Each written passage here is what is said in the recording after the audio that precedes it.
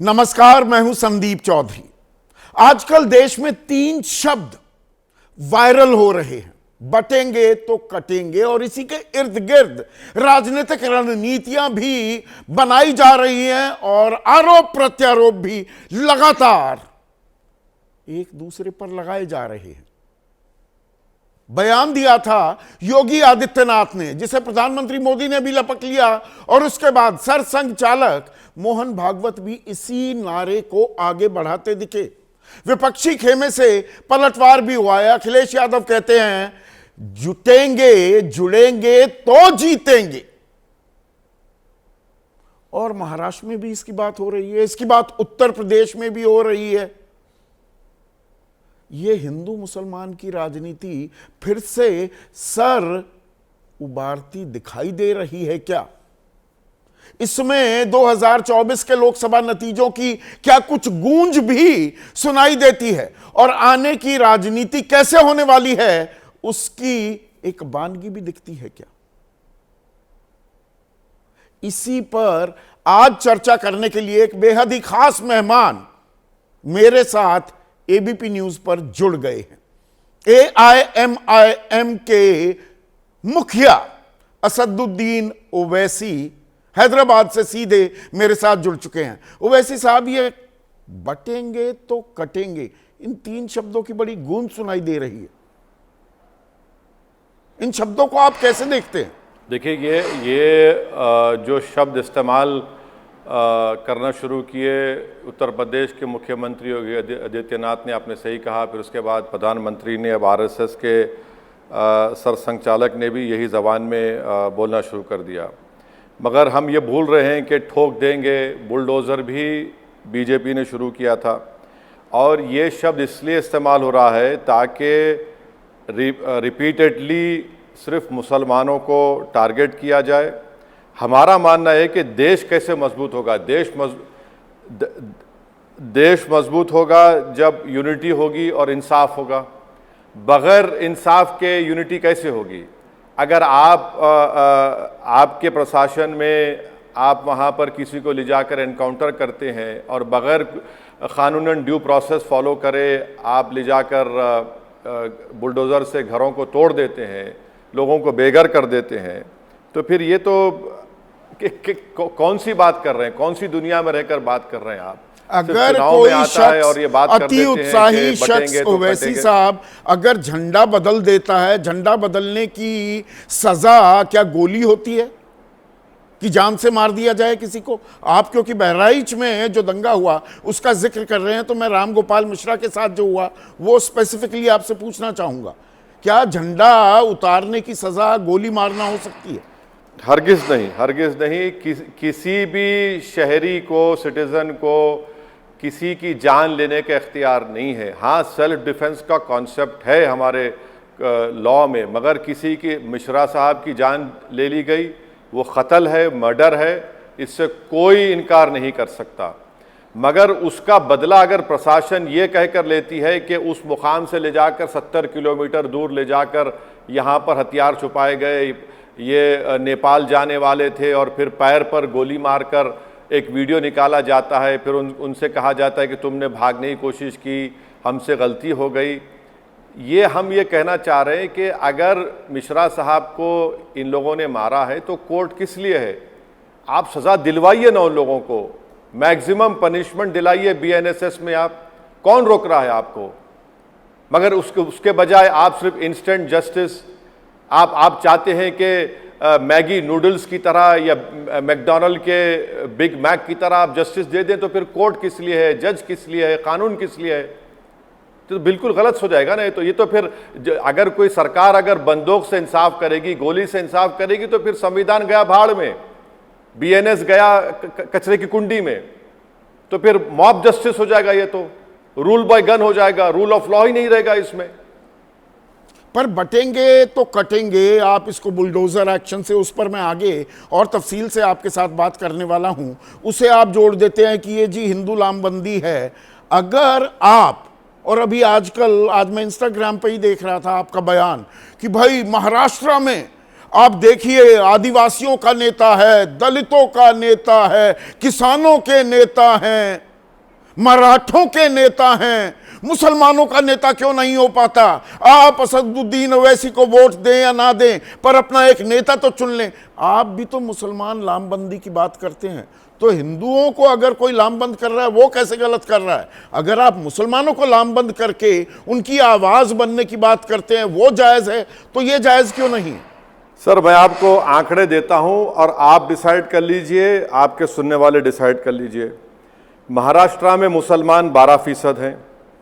1960 से लेकर अब तक सिर्फ 2.5% मुस्लिम एमपीज महाराष्ट्र से हुए हैं।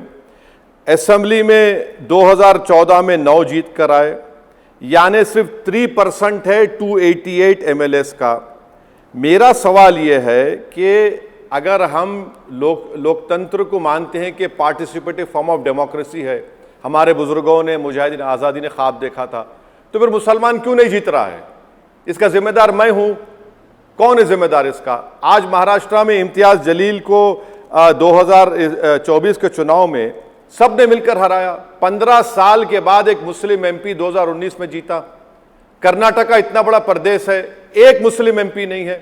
तो मेरा बोलना यह है कि भाई, जब आंकड़े आते हैं ओबीसीज के एमपीज भारत के लोकसभा में अपर कास्ट के बराबर हो जाते हैं, तो भारत की सबसे बड़ी माइनॉरिटी के सिर्फ 4% जीत कर आते हैं। भाई, आप जमहूरियत को, डेमोक्रेसी को कैसे कर रहे हैं? आप डेमोक्रेसी में मुसलमान को जीतने नहीं देते, आप सिर्फ हमको वोट डालने वाला बनाकर रख दिए, या वोट बैंक, जो भी बोलिए। अगर मैं ये कह रहा हूं कि डेमोक्रेसी मजबूत उस वक्त होगी कि अगर ठाकुरों का नेता योगी है, ब्राह्मणों का नेता है, नरेंद्र मोदी सीने को मार मार कर कहते हैं टार्जन की तरह लोकसभा में, सबसे बड़ा ओबीसी मैं हूं। आज महाराष्ट्र में सबसे बड़ा नेता मराठों का शरद पवार नहीं है, जरांगे पाटिल है। मैं सलाम करता हूं उनको। ओबीसी के नेता हैं जिस पर किसी को आपत्ति नहीं है। मगर जहां पर मुसलमानों के पॉलिटिकल एम्पावरमेंट की बात आती है, ना ना ना ना ना 1938 को चले जाते हैं। अच्छा भाई, आप टिकट भी नहीं देते, ना आप जिता पाते हैं, तो क्या करें मुसलमान? सिर्फ हमारा हाल तो यह है कि हम सिर्फ बैंड बाजे की पार्टी बन चुके हैं। और जब दूल्हे की बारात एक और पहलू है, ओवैसी साहब, हो रही है, आप सबसे प्रभावशाली, सबसे ताकतवर, सबसे मजबूत आवाज हैं मुसलमान कौम के लिए। लेकिन क्या आपकी राजनीति, आपकी रणनीति की एक बड़ी दिक्कत यह हो गई है, एक संदेश कुछ ऐसा जा रहा है जमहूरियत में लोगों के बीच, खास मुसलमानों के बीच, कि असदुद्दीन ओवैसी दरअसल बीजेपी की बी टीम है, ये बीजेपी को फायदा पहुंचाने के लिए काम करते हैं। क्या यह एक परेशानी है? तो नहीं, मेरे लिए कोई परेशानी नहीं है। मैं जब कभी परेशान होता हूं, उस परेशानी को जमीन और आसमान के खालिक अल्लाह के हवाले कर देता हूं। अब आप बताइए, हरियाणा हम नहीं लड़े, कैसे जीत गई बीजेपी? हम नहीं लड़े हरियाणा, कैसे जीत गए बीजेपी? महाराष्ट्र में मैं सिर्फ एक लोकसभा की सीट लड़ा इम्तियाज जलील के लिए, हमारे पार्टी के लिए। सबने मिलकर इम्तियाज जलील को हराओ, कोई जीते, बीजेपी जीत जाए, शिंदे जीत जाए, फडणवीस जीता, नहीं, इम्तियाज जलील ना जीते। कर्नाटका में मैं नहीं लड़ा, कोई मुसलमान नहीं जीता। मैं इतने एग्जाम्पल दे सकता हूं, पर कर्नाटका में आप नहीं लड़े तो कांग्रेस जीतती है। और क्या आप एक कॉस्ट करेक्शन कर रहे हैं? आप महाराष्ट्र की बात कर रहे हैं। कहां जी? महाराष्ट्र में आपने हैदराबाद के बाद सबसे पहले अपनी एक तरह से मौजूदगी दर्ज कराई थी, लेकिन जिस महाराष्ट्र में 44 उम्मीदवार आपने 2019 में खड़े किए थे विधानसभा चुनाव में, और 2014 में भी 24 किए, इस बार आप सिर्फ 14 उम्मीदवार खड़े कर रहे हैं। यह कॉस्ट करेक्शन हो रही है क्या? अब ये ऐसा है ना कि मुसलमान अगर एक बीवी रखता है शादी में तो सब परेशान हो जाते, एक ही बीवी, जबकि आरएसएस, बीजेपी, मुस्लिम दुश्मन कहते तुम्हारे 4-4, तुम लोग 2-2 बार तलाक दे देते हो। तो यही हाल हमारा है। कम सीट लड़े तो क्यों कम लड़ रहे, ज्यादा लड़े तो भाई तुम उनको फायदा पहुंचा रहे हैं। हम अगर सीट लड़ते हैं तो अपनी पार्टी की स्ट्रेटजी के लिहाज से लड़ते हैं।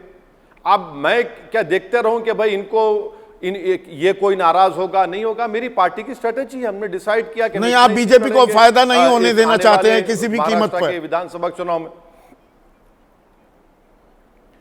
देखिए सर, मैं जहां मैं लड़ा हूं अब तक और फ्यूचर में लड़ूंगा, मैं बीजेपी को फायदा पहुंचाने के लिए चुनाव नहीं लड़ता हूं।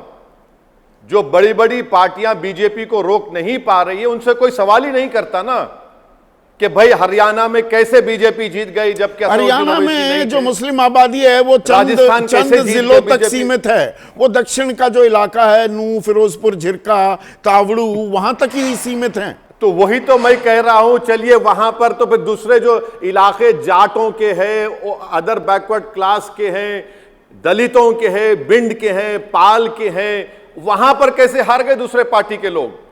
इसका जिम्मेदार कौन है? राजस्थान में एक मुस्लिम एमपी नहीं है, मैं जिम्मेदार हूं उसका। आप बताइए कितने बड़े बड़े प्रदेशों की मिसाल दे दूं।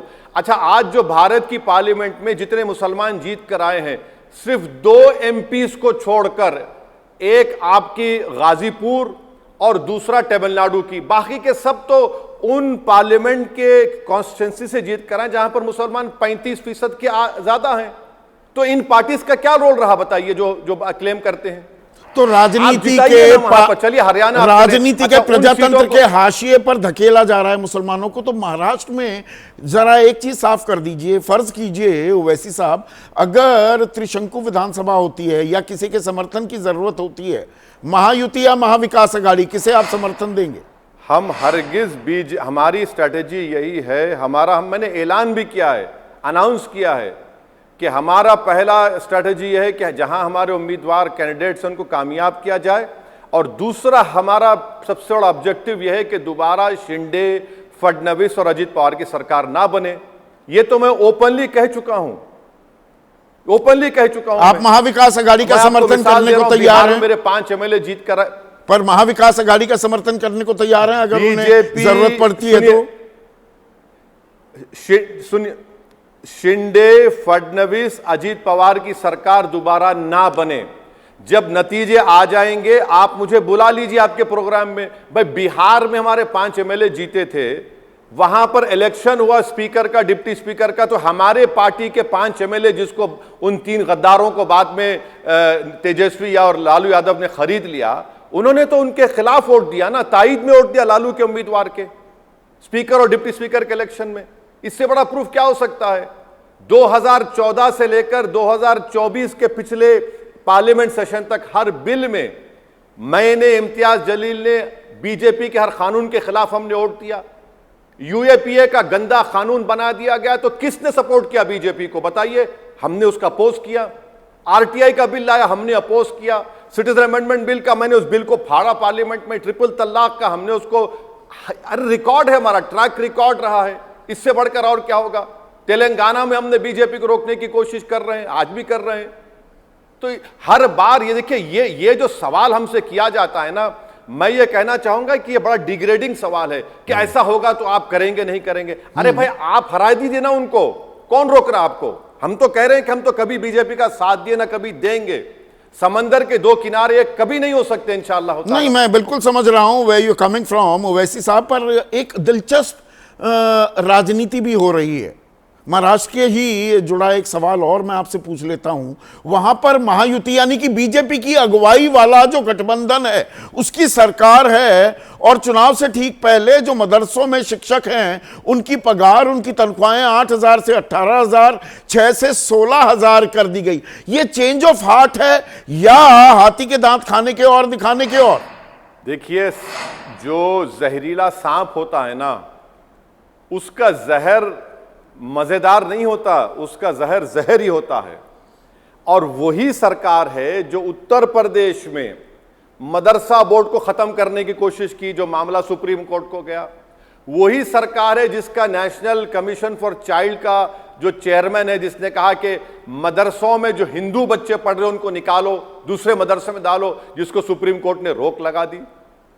मदरसा बोर्ड के जो पैसे आपने सेंट्रल बजट में उसको क्या कर दिया? मूंगफली के बराबर कर दिया आपने, इतना कम कर दिया उसको। आप एक मुसलमान को टिकट नहीं देते, और आपकी पूरी कोशिश यही है कि महाराष्ट्र में पिछले 5 साल से जो धर्म संसद के नाम पर गंदगी, जहर फैलाया गया है, जहां पर कहा गया कि महिलाओं का रेप कर दिया जाए, इन्हीं की सरकार में प्रॉफेट मोहम्मद सल्लल्लाहु अलैहि वसल्लम के बारे में एक शख्स ने अनाप शनाप बकने की कोशिश की तो शिंदे चीफ मिनिस्टर उसके साथ खड़े होकर कहते कि मैं इनके साथ हूं। तो ये सब देखिए जहर है, ये और कुछ नहीं है। जहर है और कुछ नहीं है, पर इस जहर में भी आप सेलेक्टिव राजनीति करते हैं क्या? महाराष्ट्र में 288 में से 14 उम्मीदवार आप उतार रहे हैं, 5%, उससे भी थोड़ा कम। और उत्तर प्रदेश के जो उपचुनाव हैं 9 सीटों पर, उसमें 3 कुंदरकी, गाजियाबाद और मीरापुर में आप उम्मीदवार उतार देते हैं। यहां तो आप अखिलेश का नुकसान करेंगे। सर सुनिए सर, उत्तर प्रदेश में 3 सीट लड़ रहे हैं। कुंदरकी में हमारा चेयरमैन था, उसको बीजेपी ने जो भी है क्या किया, जादू किया नहीं मालूम, बेचारा वो डर के मारे उनको जाना पड़ा। हम कुंदरकी लड़े, वहां पर उपचुनाव है। अच्छा हम अलायंस क्यों नहीं करता हमसे? हम क्यों नहीं हुई? मैं ये उसी सवाल पर आने वाला था। आप तो अलायंस ही नहीं, अखिलेश और आपकी बातचीत नहीं हुई, आप अलायंस नहीं कर सकते। इंडिया गठबंधन में क्यों नहीं आते हैं आप?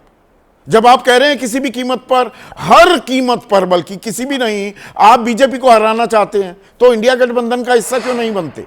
मैं आपको फिर से बता रहा हूं कि मैंने इस बात को पहले भी कहा कि महाराष्ट्र के चुनाव से करीब 1-1.5 महीना पहले हमारे अध्यक्ष एक्स एमपी इम्तियाज जलील साहब ने कांग्रेस के और शरद पवार साहब को, कांग्रेस के महाराष्ट्र के प्रेसिडेंट और शरद पवार साहब को लेटर लिखा कि हमको साथ लीजिए, हम बीजेपी को रोकना चाहते हैं। इससे बढ़ के और क्या करूं मैं?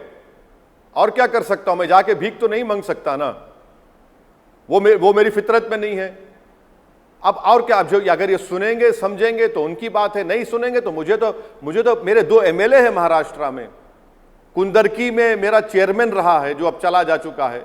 मेरे वहां पर कई म्युनिसिपल कॉर्पोरेटर्स जीत कर आते हैं। तो मैं चुनाव नहीं लड़ूंगा तो क्या करूंगा? मैं एनजीओ बन जाऊं और थैला लेके फिरूं, ज्ञान देते, तो एकला चलो का ही राग अलापते रहेंगे, अकेले ही लड़ते रहेंगे। अब लड़ाई एक और मोर्चा आपने खोल दिया है कि भाई सरकार जो संशोधन बिल ला रही है वक्फ बोर्ड का, कि उसमें गैर मुस्लिम सदस्य भी होने चाहिए, 2 सदस्यों की बात की जा रही है। तो आप सवाल उठा देते हैं भाई तिरुमला बोर्ड में तो सारे हिंदू हैं, हमारे वक्फ बोर्ड में क्यों मुस्लिम आ रहे हैं? पर यह अकेली आवाज साबित हो जाती है क्या? तो सुनवाई नहीं होगी। मैं पहले आपको बताना चाह रहा हूं, उत्तर प्रदेश में हम अकेले नहीं हैं, हमारे साथ हमारी बहन पल्लवी पटेल है। हम उनके साथ हैं और साथ रहेंगे। अब रहा सवाल अकेले चलने का, तो सर अकेले तो चलना पड़ेगा ना, क्यों हम अपने आप को रोक लेंगे? अब रहा सवाल इस जो प्रपोज वक्फ बिल के बारे में, सर आप समझिए हमारी बात को कि स्टेट वक्फ बोर्ड में पूरे के पूरे मेंबर मुसलमान होते हैं। नरेंद्र मोदी की सरकार ने क्या किया कि अब यह कह दिया कि सिर्फ 4 मुसलमान रहेंगे, 11 टोटल मेंबर में से 4 मुसलमान रहेंगे, 2 मैंडेटरी है, नॉन मुस्लिम होना, 6 हो गए। अब बचे 5 उस, और पूरे नॉमिनेटेड होंगे। अब तक इलेक्शन हो रहा था 95 एक्ट में, एमएलए कैटेगरीज में, एमपी कैटेगरी में और बार काउंसिल में। नरेंद्र मोदी के बिल कह रहा है कि अब इसको वो कर देंगे नॉमिनेटेड। तो यानी 11 में से तो पूरे बीजेपी 7 के 7 नॉन मुस्लिम हो जाएंगे। सेंट्रल वक्फ काउंसिल में 1 यूनियन मिनिस्टर एक्स ऑफिशियो होंगे, उसमें से आप कह रहे हैं कि 4 मुसलमान होंगे, 2 तो मैंडेटरी नॉन मुस्लिम है, बाकी आप नॉमिनेट कर देंगे, यानी आप नॉन मुस्लिम को नॉमिनेट कर देंगे। और तरफे तमाशा यह है कि आप देख लीजिए Uttar Pradesh Hindu religious institution act, Uttar Pradesh Kashi Vishwanath temple act, Kerala Hindu places of worship act, Karnataka charitable endowment act, Tamil Nadu का एक्ट, आंध्र का एक्ट, तेलंगाना का, उड़ीसा का। यहां पर तो कमिश्नर से लेके असिस्टेंट कमिश्नर तक हिंदू रहना चाहिए, ट्रस्टीज हिंदू रहना चाहिए। अगर वो हिंदू मजहब को छोड़ देता है तो उसको निकाल दिया जाएगा। तो आंध्र प्रदेश में तिरुमला तिरुपति देवस्थानम हमारे हिंदू भाइयों की एक बहुत बड़ा वो उनके लिए मरकज है। वहां के न्यूली अपॉइंटेड चेयरमैन कहते हैं कि एम्प्लॉइज भी हिंदू होने चाहिए। ट्रस्टीज मेंबर्स तो 24 हैं जो पूरे हिंदू हैं। तो आप ये कहना चाह रहे हैं जो हिंदू धार्मिक स्थान है वहां पर हिंदू हो, जो मुस्लिम जहां पर जगह है वहां पर मुसलमान होने चाहिए, आप ये कह रहे हैं? दखल अंदाजी ना हो, हिंदू वहां पर हिंदू कर्मचारी हैं तो ठीक है, यहां पर मुसलमान होने चाहिए। मेरा बोलना यह है कि आर्टिकल 26 भारत के संविधान में freedom to manage religious affairs of every religious denomination को देता है। 26 का ए पढ़ लीजिए, right to establish and maintain institution for religious charitable purpose. B देख लीजिए, manage is own affairs in matters of religion. C देख लीजिए, डी देख लीजिए, to administer such property according to law. आप उसका वायलेशन कर रहे हैं। और पैरिटी ये डिमांड करती है कि जब इन जगहों पर हिंदू धर्म के जो आस्थाने हैं, जो उनके टेंपल्स हैं, वहां पर हिंदू धर्म के लोग होंगे, बहुत अच्छी बात है। मुझे क्या मालूम कैसे चलाया जाए, एडमिनिस्टर कैसा कराया जाए। यहां पर आप वक्फ बोर्ड में क्यों कर रहे हैं? क्या वो फेयर पॉइंट है, पर क्या आप ये बात नहीं मानेंगे? That's a fair point Owaisi साहब, लेकिन क्या आप ये बात नहीं मानेंगे कि वक्फ बोर्ड का, उस कानून का बेजा इस्तेमाल भी होता है? हजारों लाखों करोड़ की संपत्ति पर कब्जे भी किए बैठे हुए हैं वक्फ बोर्ड के लोग, या वक्फ बोर्ड के नाम पर। क्या ये कड़वी हकीकत नहीं है? मैं आपको हमारे तेलंगाना के एंडोमेंट मिनिस्टर का स्टेटमेंट अभी दिखा देता हूं। मैं आपको आंध्र प्रदेश के एंडोमेंट मिनिस्टर का स्टेटमेंट दिखा देता हूं, ओडिशा के स्टेटमेंट दिखा देता हूं, जहां पर उन्होंने कहा कि हिंदू एंडोमेंट बोर्ड में भी करप्शन हो रहा है। जो बिल लाया गया है संदीप साहब, वो करप्शन दूर करने के लिए नहीं लाया गया। एग्जाम्पल दे रहा हूं आपके देखने वालों को। अभी 95 एक्ट ये कहता है कि अगर कोई डिसऑनेस्ट तरीके से वक्फ बोर्ड की प्रॉपर्टी को बेचता है तो 95 का एक्ट कहता है कि 2 साल का रिगरस इंप्रिजनमेंट और नॉन बेलेबल। नरेंद्र मोदी ने क्या किया? 6 महीने और बेलेबल करते हैं उसको। आप कौन वक्फ की प्रॉपर्टी को बचा रहा है? कौन करप्शन को बढ़ावा दे रहा है? कौन करप्ट को जेल भिजाना चाहता है? एक ही मिसाल दे रहा हूं, ऐसे बहुत से मिसालें दे सकता हूं। तो ये धर्म की, मजहब की सियासी दुकानदारी। जी ओवैसी साहब, एक दो सवाल का वक्त और बचा है। जो ये मजहब की सियासी दुकानदारी हो रही है, आप कह रहे हैं संविधान के हिसाब से देश चलना चाहिए, वैलिड पॉइंट आर्टिकल 26, आर्टिकल 26 ए का आपने हवाला भी दिया। लेकिन अब इसी बात को थोड़ा और आगे बढ़ाऊं, बुलडोजर अगर चलता है क्रिमिनल्स के खिलाफ, तो आप कहते हैं कि नहीं, ये तो देश को बुलडोजर के आधार पर चलाना चाहते हैं, सबको बुलडोज करना चाहते हैं, संविधान के आधार पर नहीं चलाना चाहते। अपराधियों के खिलाफ कार्रवाई नहीं होनी चाहिए क्या? अपराधियों के खिलाफ आप और हम कार्रवाई नहीं कर सकते, कोर्ट करेगा। आप अगर घर तोड़ना चाह रहे हैं तो ड्यू प्रोसेस को फॉलो करना जरूरी है। ये इसीलिए सुप्रीम कोर्ट को इंटरवीन भी करना पड़ा है। आप एक देखिए, एक मजाक बन चुका है कि एक इलाके में, गांव में 25 घर हैं, उसमें सिर्फ 2 मुसलमानों के घर हैं, वो अवैध बन जाते हैं, बाकी 22 घर लीगल हैं। पूना में, पूना की मिसाल दे रहा हूं आपको, सुबह 4 बजे से लोग रो रहे थे आज से 20 दिन पहले। 5000 घर हैं वहां पर, सिर्फ एक मस्जिद मदरसा है, उसको तोड़ दिया आपने, बाकी लीगल हो गए। ये कौन सा जुल्म? ये जुल्म नहीं है तो क्या है? आप तो रिलीजन के नाम पर, मजहब के नाम पर, समुदाय के नाम पर बुलडोजर चढ़ा रहे हैं, ड्यू प्रोसेस को फॉलो नहीं करते, नोटिस नहीं देते आप। मगर जुर्म यह है कि मुसलमान है, जुर्म यह है कि मस्जिद है, जुर्म यह है कि वहां पर कोई कुछ हो गया है तो आप तोड़ देते हैं। ड्यू प्रोसेस क्यों नहीं फॉलो करते? नोटिस क्यों नहीं देते आप? अच्छा, जिन बच्चों को गोली मारी आपने बहरेच में, उनको सुप्रीम कोर्ट जाना पड़ा, सुप्रीम कोर्ट जाना पड़ा कि सर हमारा घर मत तोड़ने लगाइए, रुकवाइए उसको। क्या आपको लगता है कि हमने अतीत से कुछ नहीं सीखा? ये डिवाइड एंड रूल पॉलिसी के चलते 200 साल तक 200 गोरे आए थे, हम पर राज किया, हुकूमत की, देश को भी बांटकर वो चले गए। आज हम जो बटेंगे तो कटेंगे कह रहे हैं, और ये कटेंगे शब्द भी क्या जानबूझकर इस्तेमाल किया गया है? एक सवाल तो यही, आखिरी सवाल मैं आपसे पूछ रहा हूं। और क्या दरअसल हिंदू मुसलमान के हिसाब से ही वो चश्मा ही हम पहने रखेंगे तो देश बटेगा? देश नहीं बटना चाहिए, समुदाय या धर्म बटने की बात वो अपने आप में गैर जरूरी हो जाती है। ओवैसी साहब, देखिए, किसी शायर ने अच्छा कहा था कि लम्हों ने खता की, सदियों ने सजा पाई।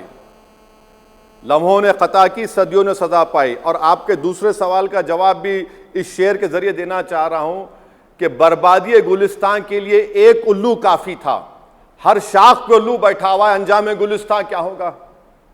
इस देश में कोई रिलीजन खतरे में नहीं है, इस देश में सबसे बड़ा खतरा अगर किसी को है तो नरेंद्र मोदी और आरएसएस को है कि अगर हम जो अफीम चटा रहे हैं मजहब की, अगर वो नहीं चटाएंगे तो वही देश की जनता हमसे उठ खड़े होकर पूछेगी नौकरी कहां है, कीमतें क्यों बढ़ रही हैं, किसान को एमएसपी क्यों नहीं मिल रहा है।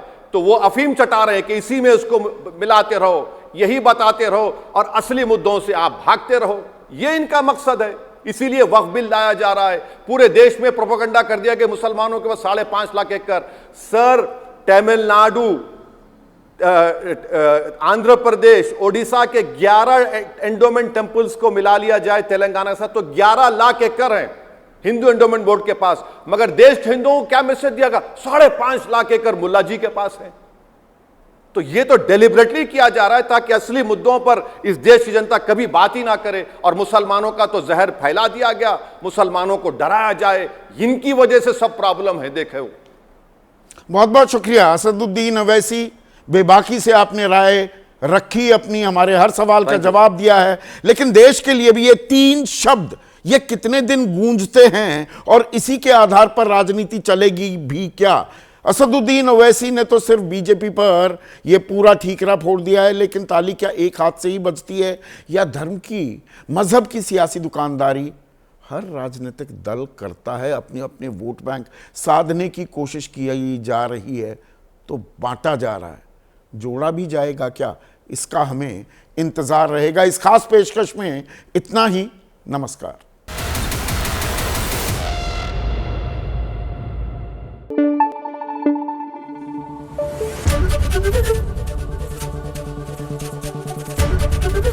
एबीपी न्यूज आपको रखे आगे।